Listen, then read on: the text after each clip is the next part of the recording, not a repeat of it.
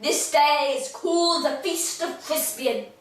He that outlives this day, comes safe home, will stand a tiptoe when the day is named, and vows him with the name of Crispian. He that shall live this day and see old age, will yearly on the vigil feast his neighbours, and say, tomorrow is St. Crispian. Then shall he strip his sleeves and show his scars, and say, these wounds I had on Crispian's day. Old men forget, yet old shall be forgot, but he'll remember with advantages what feats he did that day. Then shall our names familiar in his mouth like household words. Harry the King, Bedford and Exeter, Warwick and Talbot, Salisbury and Gloucester, be in their flowing cups specially remembered. This story shall the good man teach his son, and Crispin shall ne'er go by, to this day the ending of the world.